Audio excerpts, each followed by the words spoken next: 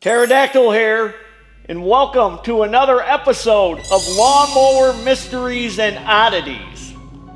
And today's Lawn Mower Mystery and Oddity is going to be on a piece of outdoor power equipment that was made by a major manufacturer who was a major player in the game back in the day. Wait till you see this thing.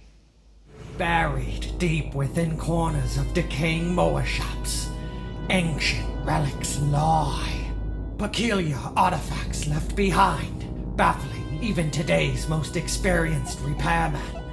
What lies beneath the surface of dust and filth will leave you dumbfounded. Enigmatic, perplexing, and unusual items. Small engine pundit Pterodactyl takes you through Lawn Mower Mysteries and Oddities. The major player that I'm talking about back in the day that made outdoor power equipment was Homelite, or as I like to call them, Home Delight. And back in the day, there were two major players, McCullough, or as I call them, McClutchin, and Home Delight. Now, in 1978, they decided that they were going to make a weed trimmer, or as they called it, a weed snipper. It didn't last very long. It wasn't very popular because it had some issues. And we're going to go over what those issues are. Are you ready? Do you want to see what it is? Here it is. It was the ST80, the ST100, and they also made an ST120. Now, I've got the ST80 and the ST100. I got them on loan from Gary over at H&R Pump. Remember we did a video with him over there in Joliet? He was selling stuff, but he doesn't want to sell these. But he did loan them to me. So do you remember these grass rats? I know there's some of you out there that have, and there's other grass rats that may have never seen one of these before. So the difference in the ST80 and the ST100 is the bigger ones have a little bit more CCs and a little bit bigger cutting path. As you can tell, this guard here is a little bit longer on the ST100 than the ST80. So check it out. What do you think, huh? This is their weed snipper, they call it. That's what I think my cousin Gerald Jack, I think that's what he calls them, weed snippers. So if you notice, where's the gas tank? Where's the gas tank on this thing? Here it is, right here. There's no shaft in this tube like a modern weed eater or weed snipper. This is the gas tank. This is where you would fill it.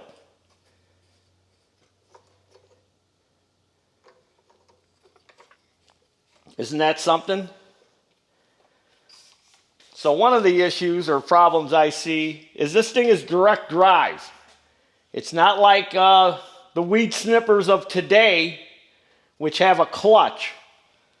So when you pull this thing, it's spinning all the time. Another unique feature on this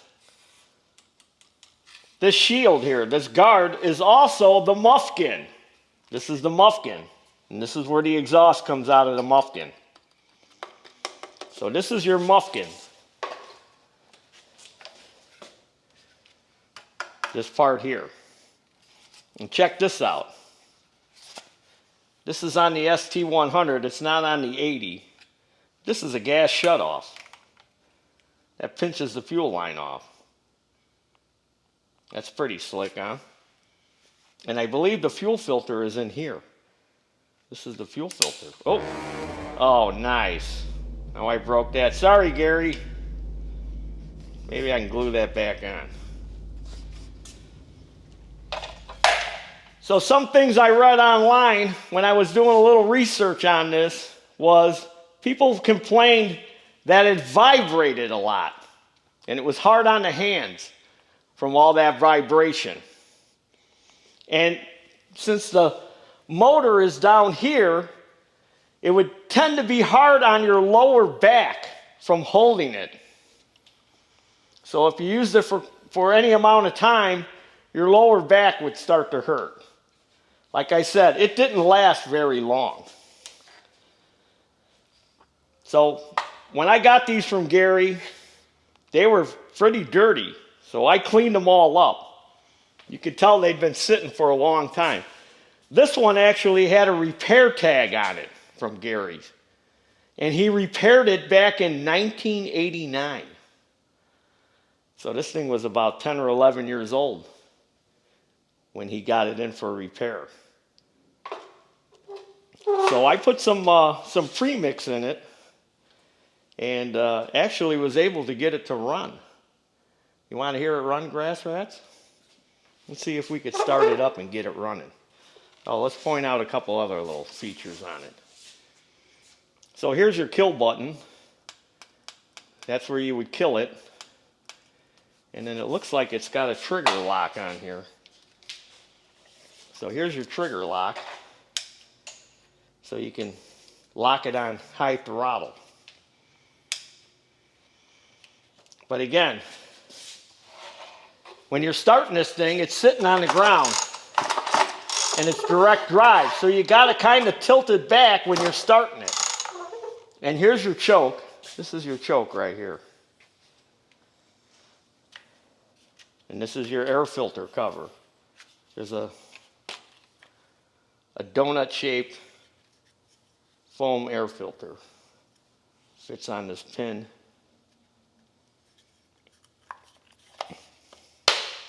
And you would snap that cover on. Now my brother, Taryl, he was a Home Delight seller back in the day. He opened his shop in '78 and he used to sell these.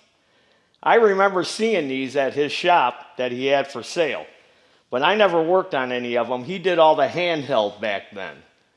I only started doing the handheld later on, probably back in the 90s. I would help him out when he would get bogged down with the handheld. And that's where I learned how to work on the handheld stuff.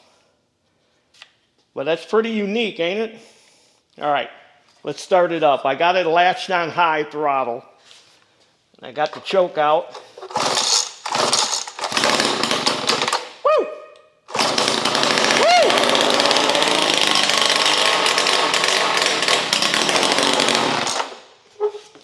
Like I said, he worked on this back in '89 and all I did was put gas in it.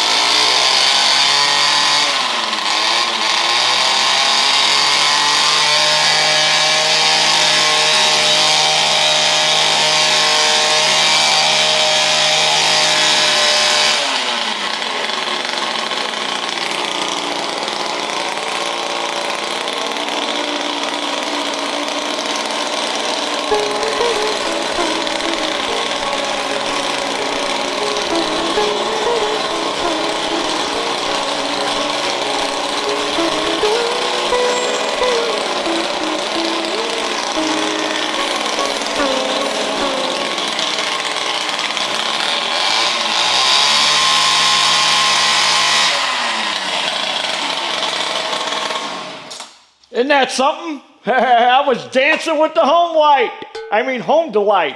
And I was delighted. So I ran it that short period of time and I was revving it up and yeah, it just vibrates the crap out of your hands. Even back here, holding it back here and holding it here, it just vibrates horribly. What a bad idea. This was a bad idea, but you know what? A lot of bad ideas become collectible. This thing is collectible. Now I see why Gary doesn't want to sell them. He wants to hold on to it. I was trying to maybe get one from him to put in the Lawn Mower Mysteries and Oddities Museum. But isn't that something? I put fuel in it and it started. Because he said I worked on it in '89 when he dropped them off. He showed me the tag. He rebuilt the carburetor, put new fuel lines and stuff on it. It's got gas in it. Isn't it something? This thing is pretty unique. I wouldn't want to use one unless you had some kind of shock-mounted gloves on your hands, because like I said, it really vibrates bad. What do you think? Comment below. I want to hear your thoughts on it. Thank you for watching Lawn Mower Mysteries and Oddities, and tune in next time for another episode of Lawn Mower Mysteries and Oddities. For Lawn Mower Mysteries and Oddities, I'm Ryan Seacrest. Pterodactyl! And there's your dinner. Lawn Mysteries.